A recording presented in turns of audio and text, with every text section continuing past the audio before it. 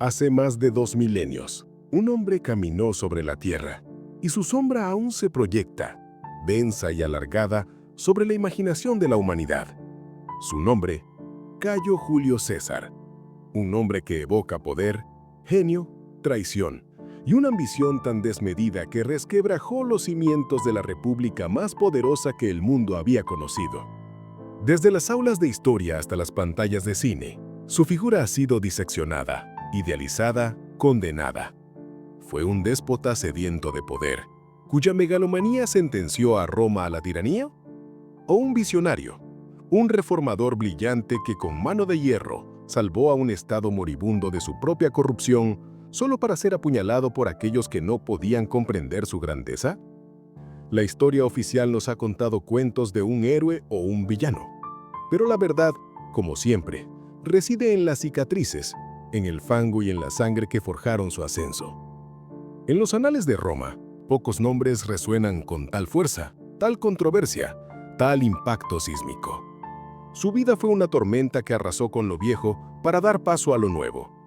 Un torbellino de intriga política, batallas monumentales y decisiones que cambiaron el curso de Occidente para siempre. Pero, ¿quién era realmente el hombre detrás del mito? ¿El mortal que se atrevió a desafiar a los dioses y a los hombres por igual? Prepárense para un viaje al corazón de la antigua Roma, a la mente de un hombre que, incluso en su juventud, ya estaba destinado a ser una leyenda. Un hombre cuya mera existencia era una afrenta para el statu quo. Las respuestas no son sencillas, y el camino para encontrarlas está pavimentado con la ambición más pura y cruel.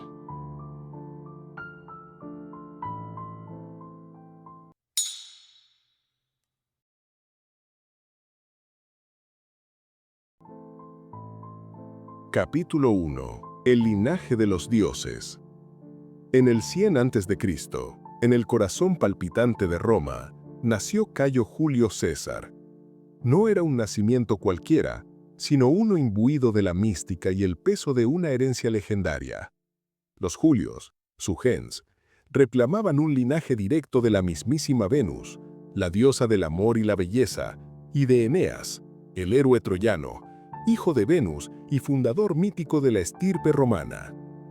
Esta no era una mera fantasía. En una sociedad donde la sangre y el honor eran moneda de cambio, ser un Julio significaba llevar sobre los hombros el peso de siglos de gloria y la expectativa de un destino grandioso. Sin embargo, la realidad de su infancia era una cruel paradoja.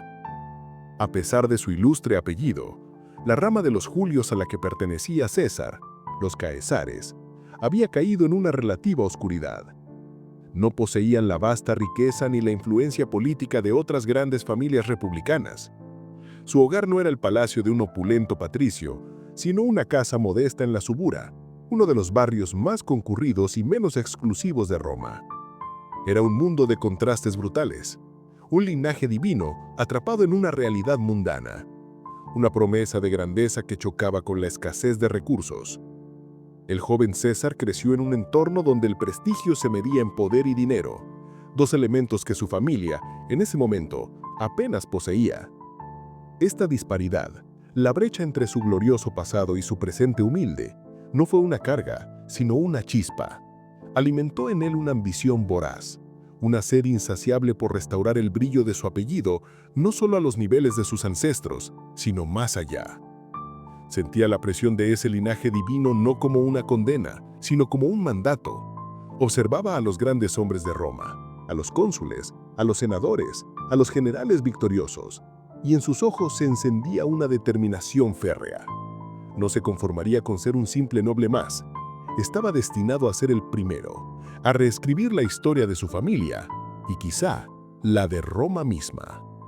Esta dicotomía entre el mito de su nacimiento y la realidad de su juventud fue el crisol donde se forjó su carácter, un carácter que pronto sería puesto a prueba de la manera más brutal e inesperada.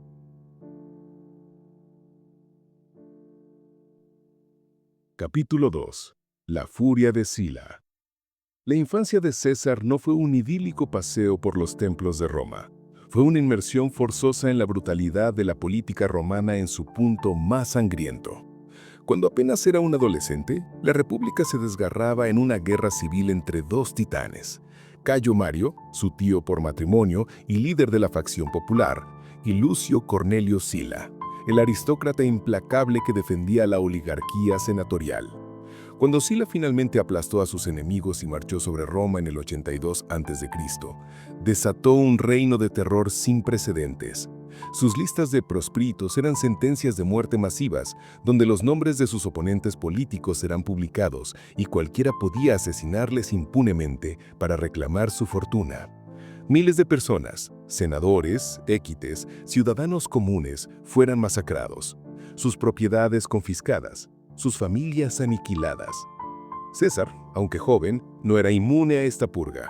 Su conexión con Mario lo puso directamente en el punto de mira del dictador.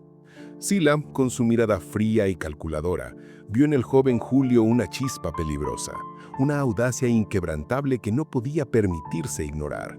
Ordenó a César que repudiara a su esposa, Cornelia, hija de un prominente enemigo de Sila. César, con una insolencia asombrosa para su edad y situación, se negó rotundamente. Esta negativa fue un desafío directo a la autoridad de Sila, un acto de rebeldía que selló su destino. Su nombre fue añadido a la infame lista de proscritos. De la noche a la mañana, el joven patricio se convirtió en un fugitivo, cazado como un animal por las calles de su propia ciudad. Tuvo que huir de Roma, ocultándose en las afueras, cambiando de escondite constantemente, sintiendo el aliento helado de la muerte en su nuca. Esta experiencia formativa grabó a fuego en su alma la precariedad del poder y la crueldad implacable de la política romana. Aprendió a sobrevivir, a adaptarse, a observar, pero sobre todo aprendió una lección vital: nunca mostrar debilidad, nunca ceder ante la presión, y si alguna vez obtenía el poder, nunca permitir que nadie se interpusiera en su camino. Sila, en un acto de aparente magnanimidad, o quizás subestimación, finalmente perdonó a César, supuestamente diciendo a sus allegados: «En este joven hay muchos Marios». No pudo haber estado más acertado. La furia de Sila no rompió a César, lo forjó, templando su determinación y encendiendo un fuego que ardería hasta consumir la república misma.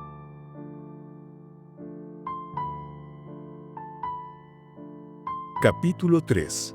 La escalera de la deuda.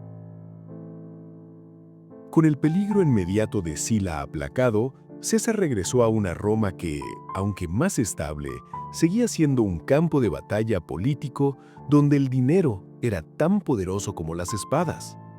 Pero César no era rico. Su familia, como ya se mencionó, había caído en desgracia económica. Sin embargo, para un hombre de su ambición, la falta de fondos no era un obstáculo insuperable, sino una oportunidad para demostrar su audacia. Comprendió que, para ascender en el cursus honorum, la carrera política romana, necesitaba popularidad y prestigio, y ambos costaban fortunas. Se lanzó a una espiral de gastos desmedidos, apostando su futuro, literalmente, a crédito. Para ganar el favor del pueblo, organizó fastuosos juegos gladiatorios, banquetes públicos y distribuciones gratuitas de grano, mucho más opulentos de lo que su fortuna personal permitía. Estas extravagancias no solo eran un derroche, eran inversiones calculadas. Cada espectáculo, cada regalo era una semilla sembrada en el corazón de la plebe romana, que le devolvería el favor con votos y apoyo incondicional. Pero el precio era astronómico.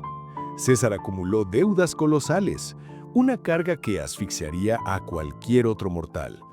Se rumoreaba que antes de partir hacia Hispania como cuéstor, sus acreedores eran tantos y tan insistentes que tuvo que pedir a Craso, el hombre más rico de Roma, que avalara sus deudas para poder salir de la ciudad.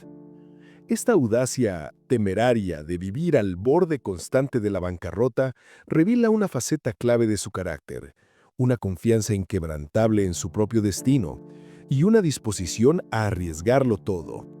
No temía las deudas porque estaba convencido de que, tarde o temprano, su genio político y militar le permitirían saldarlas con creces. Era una apuesta de alto riesgo, una jugada maestra en la que su reputación y su futuro estaban en juego cada día.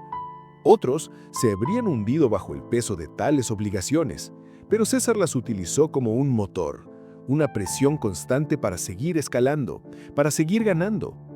La deuda no lo esclavizó, lo impulsó a buscar mayores oportunidades, a tomar decisiones más arriesgadas, sabiendo que la única forma de pagar lo que debía era conquistar más poder, más influencia, más gloria. Era una escalera construida con promesas y respaldada por una fe ciega en sí mismo. Una fe que pronto pondría a prueba en los mares infestados de piratas. Capítulo 4. La lección de los piratas.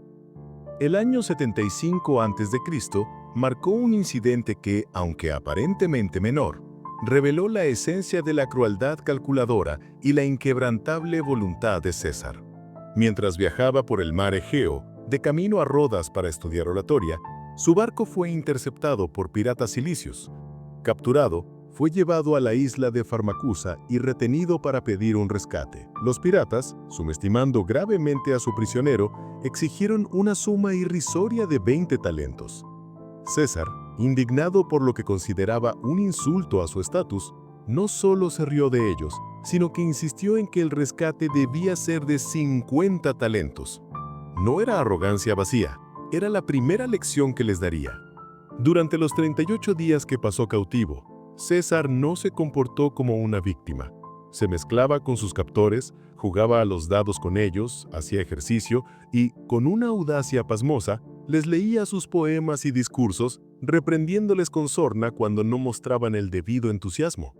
Los piratas, quizás confundidos por su extraña conducta o simplemente divertidos, lo trataban con una mezcla de respeto y burla. Pero César nunca olvidó su situación. A menudo, entre risas, les prometía con una mirada fría que una vez liberado, volvería y los crucificaría a todos. Los piratas, por supuesto, lo tomaban a broma, pensando que el joven patricio era simplemente excéntrico. Cuando el rescate finalmente llegó y César fue liberado, no perdió el tiempo. Lejos de olvidar la afrenta, su primera acción fue reunir una pequeña flota y reclutar tropas. Sin esperar la autorización de ninguna autoridad romana, se dirigió directamente a Farmacusa, asaltó la fortaleza pirata y capturó a sus antiguos captores. La promesa hecha en cautiverio no era una fanfarronada.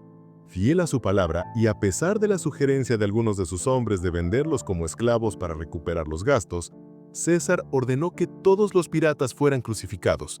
Sin embargo, en un gesto que para algunos podría parecer compasivo, pero que en realidad era una muestra más de su particular sentido de la justicia y su crueldad calculada, les cortó las gargantas antes de clavarlos en las cruces para que su agonía fuera más breve. Esta anécdota, a menudo contada con ligereza, es en realidad una declaración de intenciones. César era un hombre que no perdonaba, que cumplía sus amenazas y que estaba dispuesto a ir más allá de las normas establecidas para imponer su propia voluntad. La lección de los piratas fue clara. Subestimar a Cayo Julio César era un error fatal.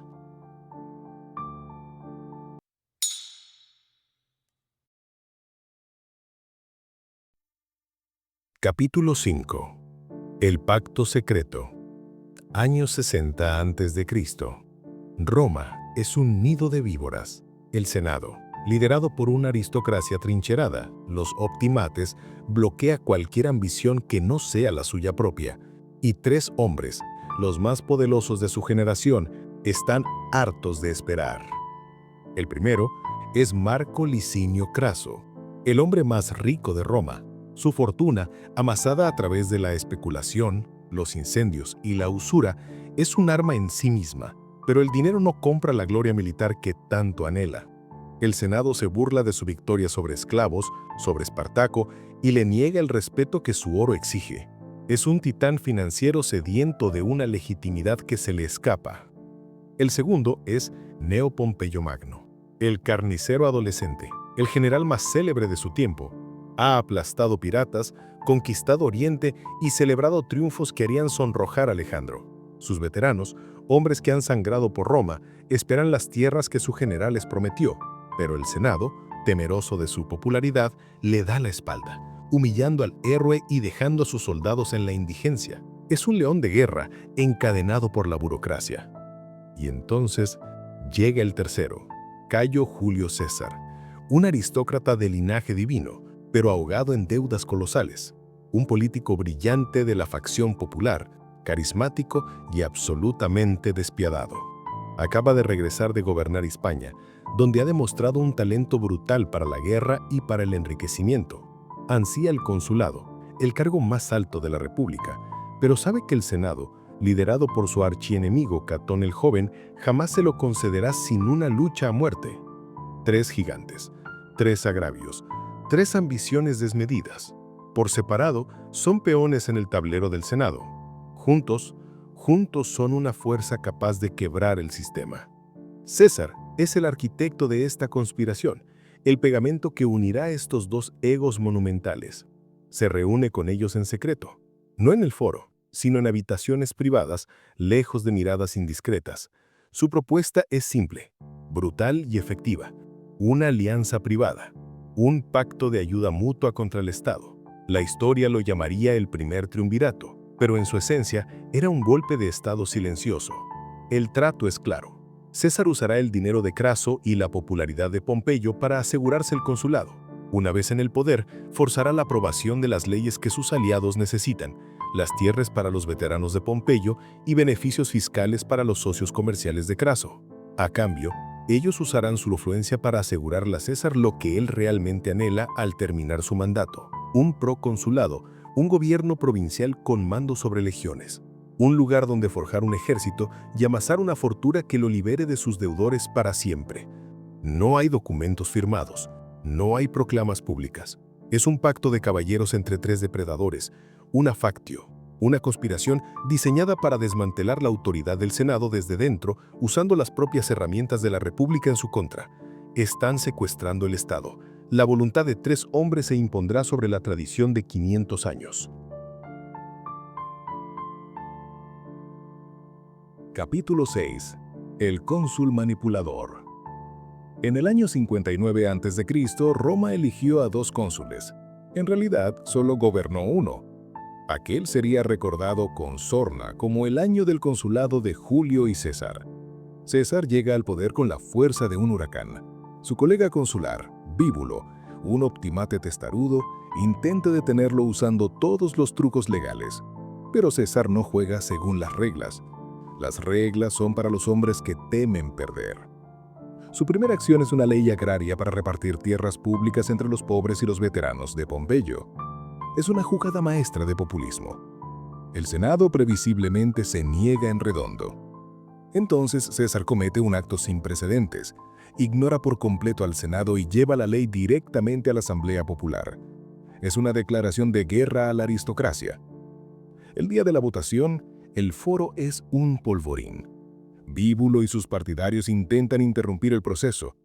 La respuesta del bando de César es la violencia.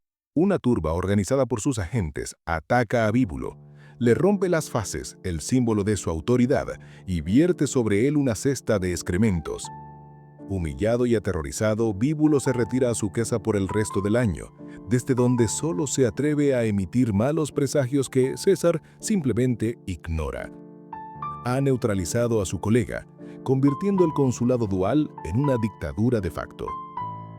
Con el tablero despejado, César se mueve con una velocidad letal. Cumple su parte del pacto. La ley agraria de Pompeyo es aprobada a la fuerza. Los socios de Craso reciben los beneficios fiscales que exigían. Sus 2 aliados están satisfechos, convertidos en marionetas de su agenda. Pero cada ley que aprueba, cada norma que viola, es un clavo más en su propio ataúd político. César sabe que en cuanto termine su año de cónsul, sus enemigos lo arrastrarán a los tribunales y lo destruirán. Necesita un santuario. Necesita una guerra. Y entonces cobra su recompensa. A través de sus aliados en la asamblea se hace conceder un proconsulado extraordinario. No por un año, sino por 5, y no en una provincia tranquila, sino en la Galia Cisalpina y en Ilírico, y poco después en la Galia Transalpina. Un territorio inmenso, inestable y fronterizo. Un lugar perfecto para provocar un conflicto. Lo más importante, el cargo le otorga el mando de 4 legiones, más de 20.000 hombres. El Senado está horrorizado. Le han entregado a su peor enemigo un ejército, una provincia y, lo más peligroso de todo, inmunidad legal durante 5 años. Catón les grita en la cara que han instalado a un tirano a las puertas de Italia. Pero es ya demasiado tarde. César ha jugado la partida de su vida. Ha humillado al Senado, comprado a sus aliados y aterrorizado a sus enemigos. Tenía su provincia, tenía sus legiones. Ahora Roma escucharía durante casi una década el eco de sus martillos, forjando no solo un imperio, sino un arma viviente de carne y acero. Un arma que apuntaría, inexorablemente, de vuelta al corazón de la República.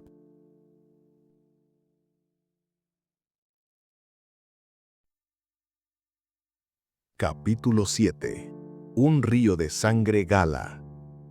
Olviden las águilas doradas y las sandalias pulcras. La conquista de la Galia olía a sangre coagulada, a barro helado y a carne quemada. Durante los siguientes 8 años, Julio César desataría sobre aquellas tierras una campaña de una brutalidad tan sistemática que hoy, sin dudarlo, la llamaríamos genocidio. Su pretexto oficial era defender a los aliados de Roma. La realidad era una cínica y calculada guerra de agresión. César no esperaba ser atacado.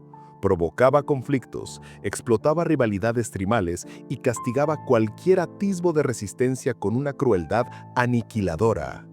Tribu tras tribu, los helvecios, los belgas, los nervios, los venetos, todos sentirían el peso aplastante de la maquinaria de guerra romana. No era una guerra por la gloria de Roma, era una empresa personal. Cada victoria se traducía en kilómetros de tierra conquistada, en toneladas de oro y plata saqueadas y en una marea interminable de seres humanos.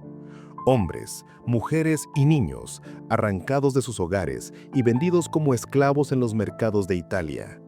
Las cifras, aunque debatidas, que nos han llegado de los historiadores antiguos son escalofriantes. Más de 300 tribus sometidas, 800 ciudades destruidas, 1 millón de galos muertos en batalla, otro millón vendidos como ganado. César, el brillante escritor, narraría sus propias hazañas en sus Comentarios sobre la Guerra de las Galias, una obra maestra de la propaganda, escrita en una prosa directa y austera que presentaba su carnicería como una serie de necesidades defensivas. Pero entre líneas se revela la verdad. Era una operación para financiar su futuro político y forjar el arma definitiva. Y esa arma era su ejército. Con el botín de la Galia, César pagaba a sus legionarios mucho más de lo que el Estado les ofrecía. Les concedía bonificaciones, esclavos y tierras. Comía el mismo rancho que ellos, dormía en el mismo suelo helado y, lo más importante, los guiaba a victorias imposibles. Se sabía de memoria los nombres de sus centuriones. En medio de la batalla más caótica, se lanzaba a la primera línea arrebatando un escudo a un soldado para luchar codo con codo. Esta devoción calculada transformó a sus legiones. Ya no luchaban por un senado lejano y abstracto. Luchaban por César. Su lealtad ya no era para el águila de la legión, un símbolo del SPQR, el Senado y el pueblo de Roma.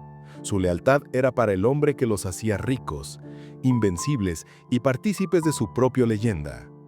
Estaba creando un ejército privado, fanáticamente leal, cuya voluntad estaba atada a la suya. Este ejército, forjado en el genocidio, ya no era de Roma, era de César. Una herramienta perfecta, afilada y letal. Pero toda herramienta debe ser probada en la forja definitiva. Y en el corazón de la Galia, un líder rebelde se levantaba para unir a todas las tribus en una última y desesperada batalla. Un hombre que obligaría a César a demostrar si era un general o un dios de la guerra.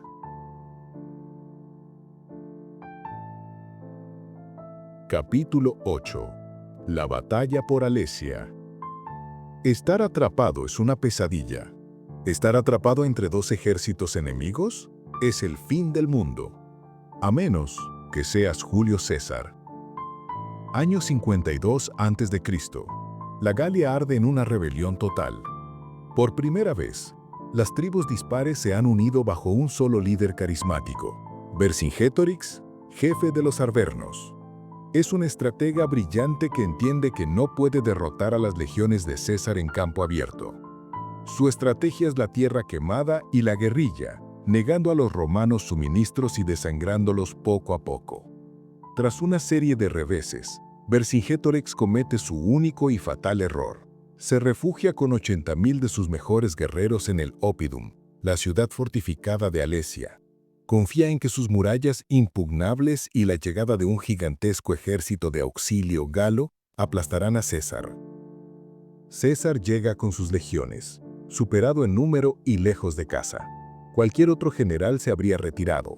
César ve una oportunidad, no para asaltar Alesia, sino para enterrarla. Ordena a sus hombres la obra de ingeniería militar más audaz de la antigüedad. Sus legionarios, ingenieros tanto como soldados, construyen una monstruosa línea de fortificaciones de 18 kilómetros alrededor de Alesia, con torres, fosos y trampas. Es una muralla de asedio, la circunvalación, diseñada para matar de hambre a Vercingétorix. Pero entonces, la pesadilla de César se materializa. El ejército de auxilio galo, una horda de más de 200.000 hombres según sus propios escritos, llega para romper el cerco. Ahora César es el atrapado. Tiene a los 80.000 de Vercingétorix dentro y a 250.000 de galos fuera. Su respuesta es la locura hecha estrategia. Ordena construir una segunda línea de fortificaciones. Esta vez, mirando hacia afuera, una muralla de 21 kilómetros, la contravalación. Sus legiones están ahora en un corredor mortal, un sándwich de aniquilación, listas para luchar en dos frentes simultáneamente. Dentro de Alesia, el hambre se convierte en un horror indescriptible. Vercingétorix, en un acto de desesperación, expulsa a las mujeres y a los niños de la ciudad, esperando que César los deje pasar. Pero César, implacable, les niega el paso. Mueren de hambre y sed en la tierra de nadie, sus lamentos torturando a los sitiados y a los sitiadores por igual. Finalmente, el ataque coordinado llega. Desde dentro y desde fuera, los galos se lanzan contra las líneas romanas. La batalla por Alesia es un infierno de acero, britos y sangre. Durante días, las legiones de César, superadas en número 5-1, resisten oleadas de ataques. En el momento más crítico, cuando una sección de la muralla está a punto de ceder, César mismo, reconocible por su manto escarlata, se lanza a la refriega, liderando sus últimas reservas en una carga desesperada. Su presencia electriza a sus hombres, que luchan con la furia de los condenados. El ataque galo se rompe. El ejército de auxilio, derrotado, se desintegra. Dentro de Alesia, la esperanza muere. Al día siguiente, las puertas se abren. Vercingétorix, vestido con su mejor armadura, cabalga solo y se presenta ante César. En un gesto de sumisión total, arroja sus armas a los pies del general romano. Vercingétorix fue derrotado. La Galia estaba rota. César no solo era un general victorioso, era el hombre más rico, poderoso y temido del mundo romano. Su leyenda era un incendio que se extendía hasta Roma, consumiendo la fama de sus viejos aliados. En la ciudad eterna, Pompeyo, el antiguo héroe, observaba el humo con creciente pavor. El pacto estaba muerto, y solo uno de los dos gigantes podría seguir en pie.